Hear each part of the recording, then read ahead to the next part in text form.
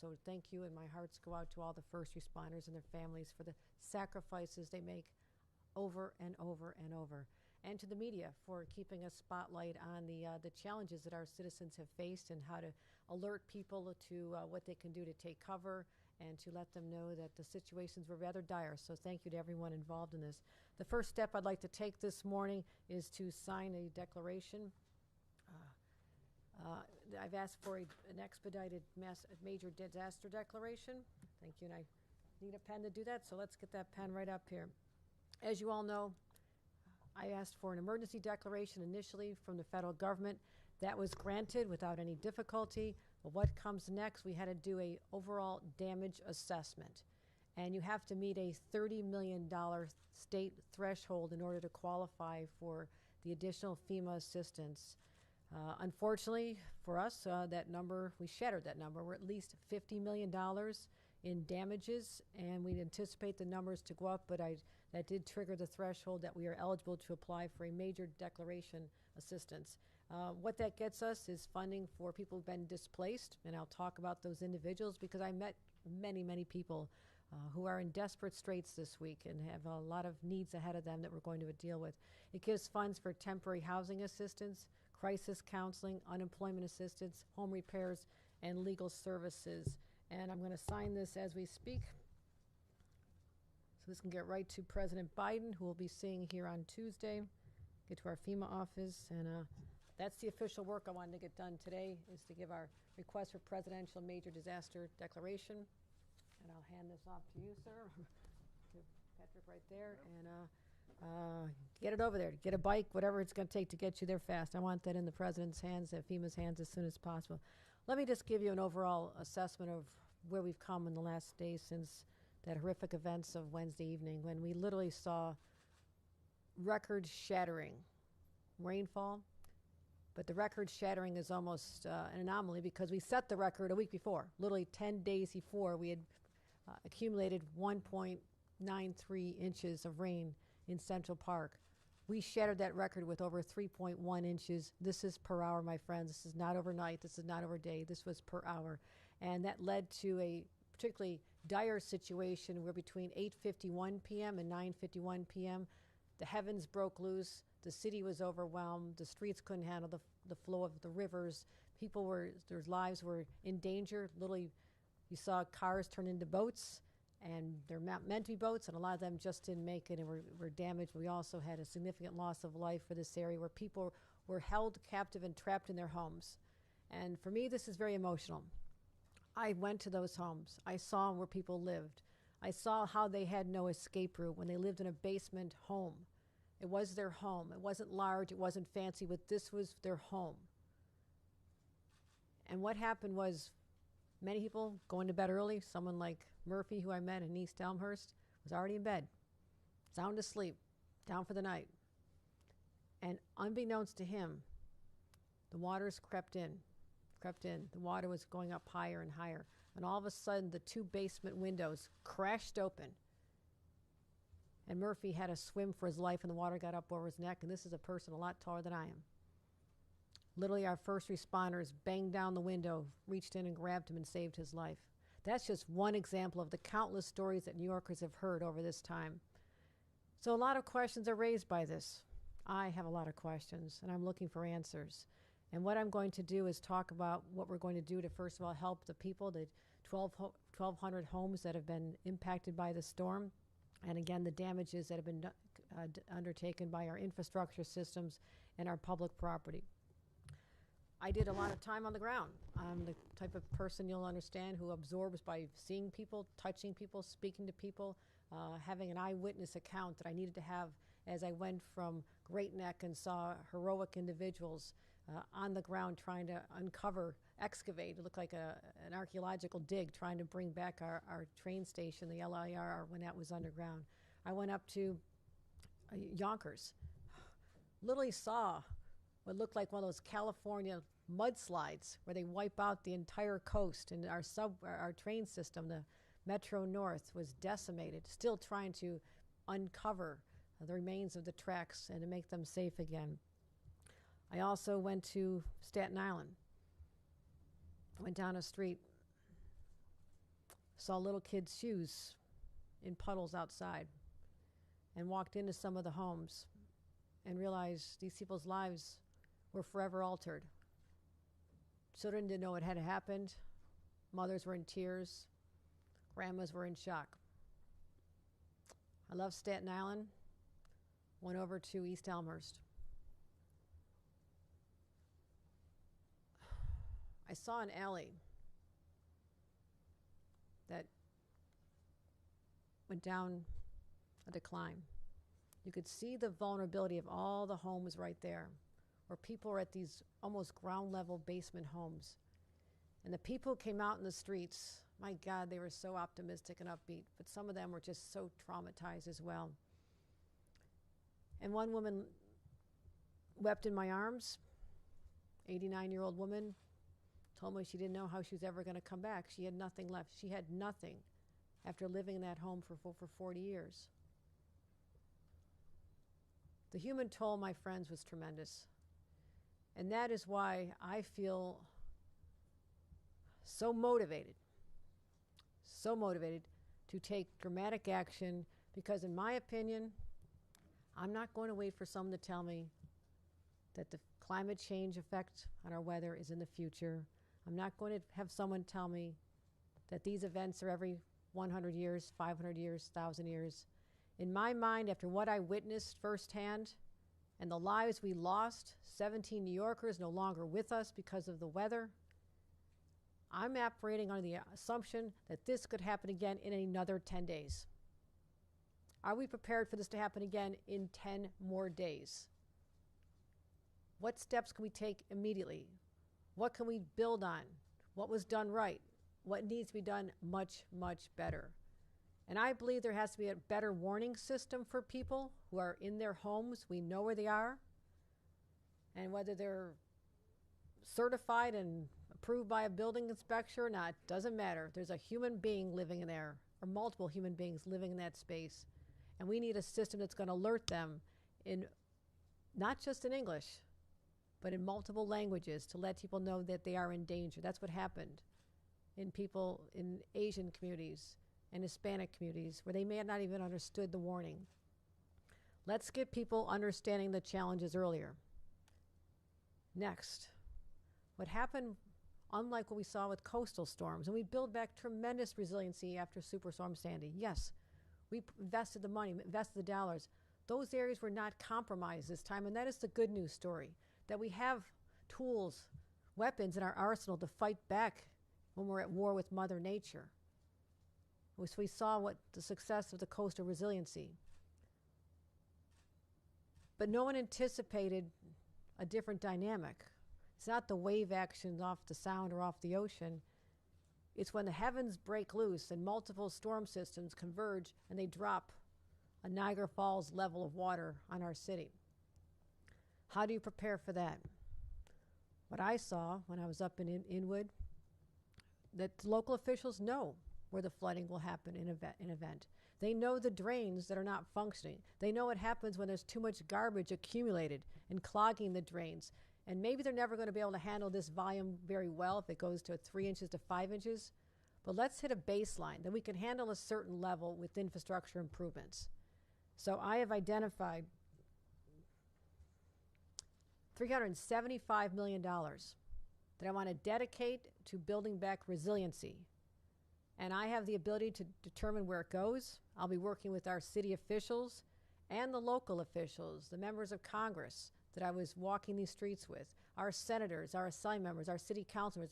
I was with them because I was on the ground, and they know more than anyone where the vulnerabilities are. They know their streets. So I'm asking all of our local elected officials, tell me where the challenges are. Tell me what you know could happen in a week from now if the same weather event happened. And we will go right to those places first.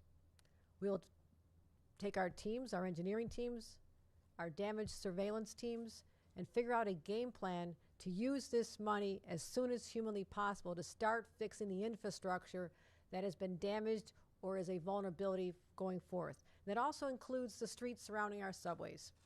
The good news is that the subway stops, that stations that had been built back after Sandy, they resisted this storm. Again, telling us that there are ways that we can fight back.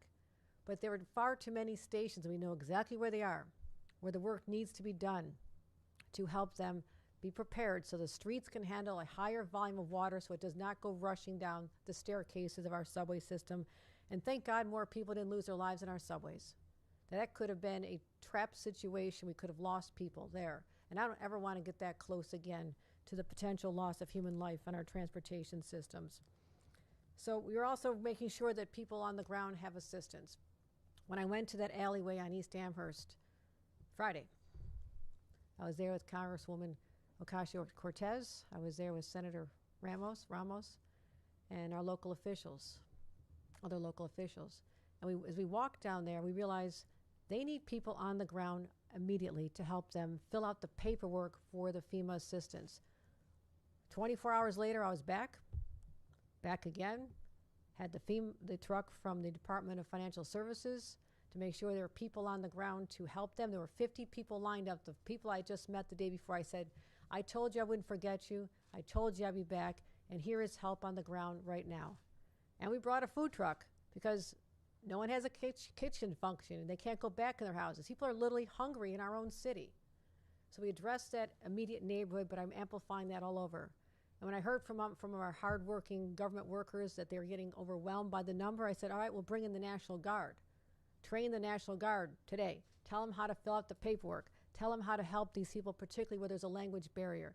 So I am that hands-on, that I want to be targeted, bring all the resources to bear to help these people who will now need help getting their lives back in order, finding that shelter, finding food, finding new sneakers for the little kids to wear, and ultimately getting that FEMA assistance. And what I'm requesting from the president is what is known as not just the public assistance, but the individual assistance.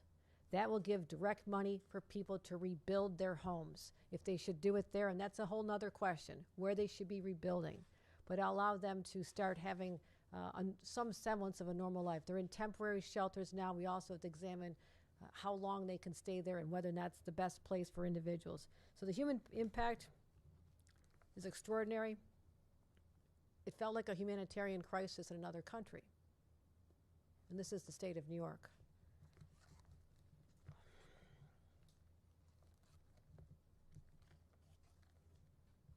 There's also an online resource hub for those who still have connectivity, and I'm not assuming they all will.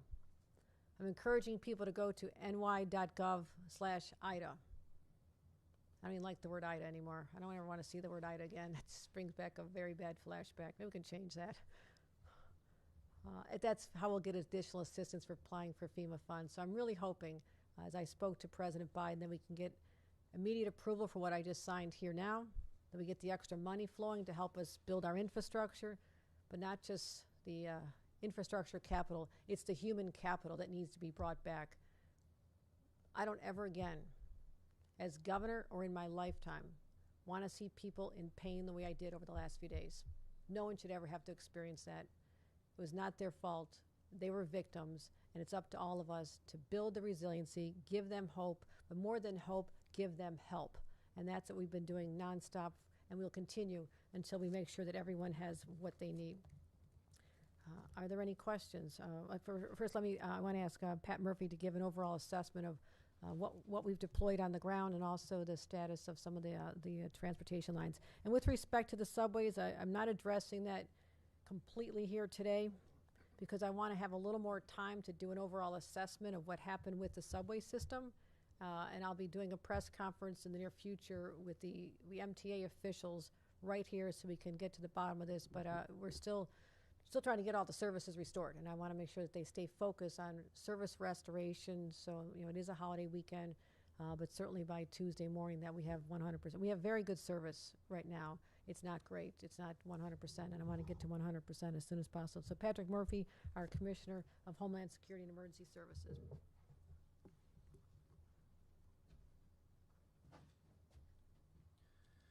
Thank you, Governor.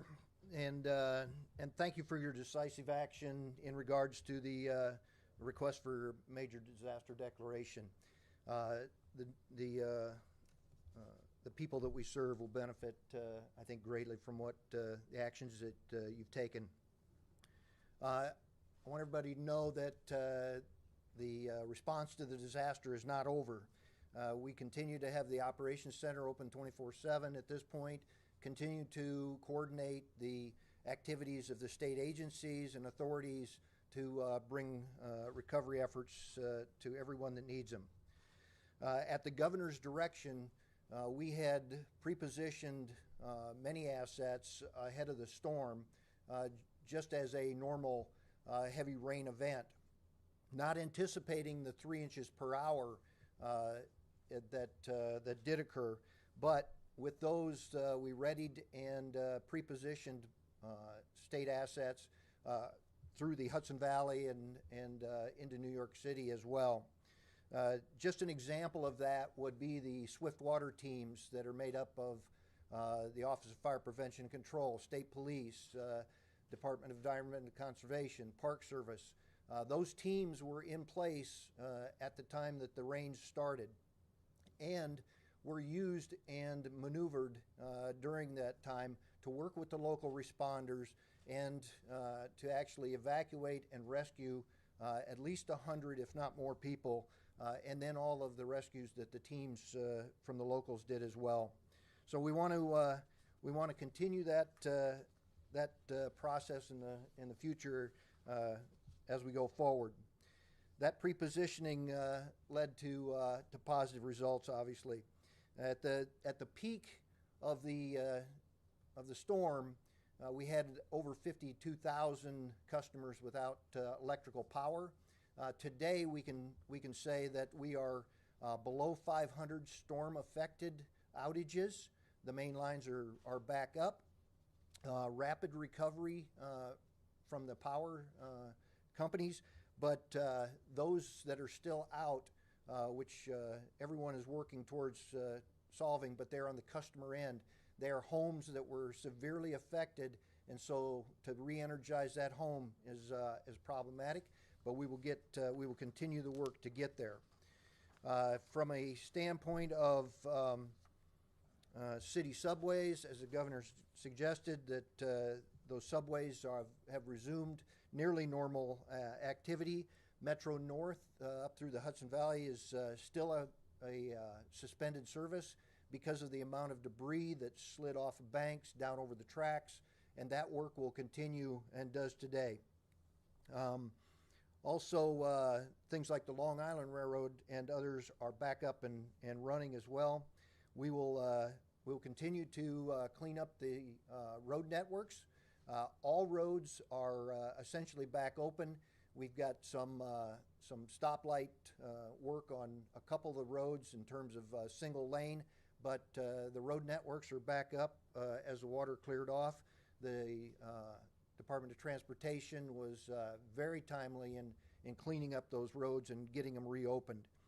If in fact anyone still has a question about roads that are out or what the progress is, they can take a look at 511ny.org to get real-time updates on those roads as well.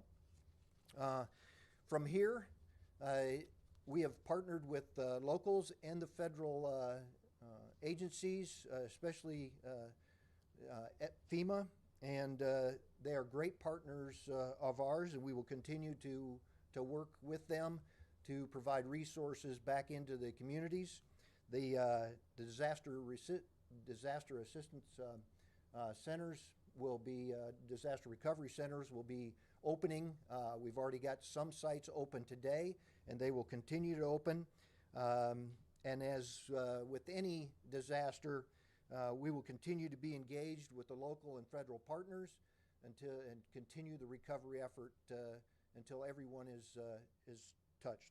So with that, Governor, thanks for allowing me to give an update.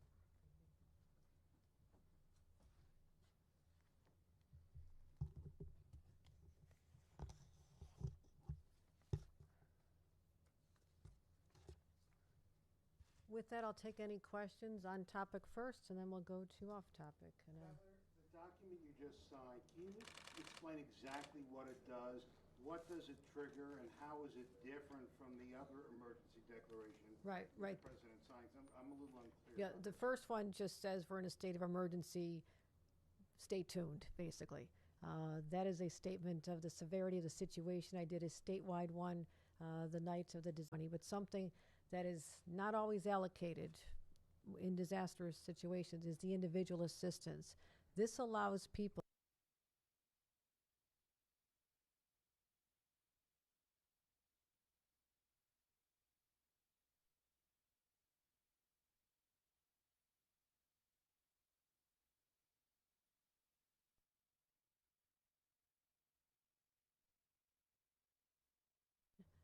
so they don't have the money to do this. So this will help them if they're going to rebuild in place, or after we do a structural analysis, find out, is it even safe to go back to that building? Is that basement no longer habitable? And then I'm going to be saying, where are we putting them?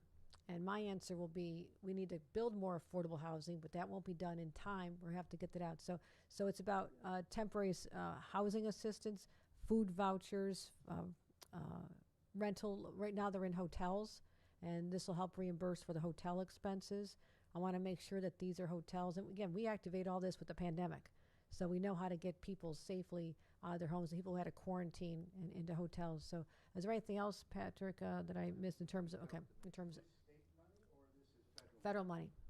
But We- is there an approval process or this frees it up automatically? No, it's not automatic. This has to be approved by President Biden. President Biden will be here on Tuesday. So the document itself doesn't do that? No, this is a request. What I put in was a major disaster declaration request for assistance from FEMA. Didn't you mention that there was a specific amount of money you already have at your disposal? That is money I've identified, $478 million that I am going to be allocating toward building back the infrastructure resiliency. So we've got the human side with the individual assistance that we want to get approval for from the federal government. Then I want to make sure that we have the resources, and no one can say we didn't have enough money to at least fix the drainage systems outside the most vulnerable subways, fix some of these neighborhoods where you can just walk down the street and say, yeah, I see how this happened. These drains aren't functioning. The curbs are too low. I've worked on infrastructure projects 27 years as a local government official, so I understand how drainage systems, storm sewers work more than most, and they're not functioning the way they should in many parts of our city. The 478 is state money. 378. It's 378. it's federal money dedicated for resiliency that I'm allocating for this storm response. And that requires approval or that doesn't? Starts tomorrow. We have to go in and do damage assessment, identify the high needs areas, then you have to bring in environmental impact statement, transport to the whole seeker process that would probably involve in this, and I know this, and any way we can safely shorten the process, we're going to get it done. Governor, can I ask you a question? What would you say to the families? I was just in a room that's in a basement in Cypress Hills, Brooklyn, where a 66-year-old man drowned in his room. This is an area, neighbors there tell me, it floods all of the time. Not even an event like we saw last week. It's also in an area where the city knows, and it's been shown, there is a high number of illegal basement apartments. There was money set aside or a program created not too long ago to help these landlords and building owners so they could not have those kinds of apartments. So these folks are saying, we've known about the flooding in terms of the infrastructure and the drains not working. The same areas keep flooding. And then there's nowhere to house folks. So that's why these rooms happen. Right. They are at wit's end. And they said, forget the next time. There's going to be a next time. So what do you say to them? And what do we do? They keep saying, talk is cheap. We want to see action. No, they're right. And there will be a next time. And I think it's absolutely devastating that a family lost a loved one because of a flood in their own home. That is actually heart-sickening to me. The city had been taking the steps that you outlined. I mean, these are city buildings. These are city building codes. And traditionally, cities are responsible for that type of infrastructure. I'm a local official. I know that the cities and towns and counties are responsible for that. But I'm not here to ever cast blame. I'm here to say I've identified a pot of money that can help with that infrastructure challenge to fix those areas where people, just like that neighborhood in Brooklyn and all over, they know where they're most vulnerable. I can pull out a chart probably in another hour and say, yep, this is where all the flooding has happened the last 10 events. And to me, that's not rocket science. That is simply saying, this is where we're vulnerable, this is where we're exposed, and it just happened again, not once but twice in the last 2 weeks. As far as the human toss, the human loss that you're speaking about, shouldn't happen. Should not happen. And blame doesn't make them feel better. Telling them, talk is cheap. Talk is very cheap. I get out in person, I look, I observe, I comfort, and I tell them I'll be back. That's all I can promise. I do show up, I'm there, and I'm bringing money. Money I just identified in the last few hours when I said, I've got to fix this. And the city's going to partner with us. The city will partner with us to get this done. So that is hopefully one of the very last times in our city and state's history that someone, because of infrastructure failures and poor conditions in their home where there literally is no escape, when those basement windows break and the door is crushed and the water's coming in, there's no back door. There's no back door. People shouldn't be living there. It's not their fault. They do the best they can. They're struggling. And we have a responsibility as government to find alternative places for them to live, partnering with the city. None of us are going it alone, but that what I just said to you will not give them 1 ounce of comfort, and I'm conscious of that. But they need to know that I am so motivated. I'm angry about what happened to the people in my city, our city. And I'm going to fight to fix it.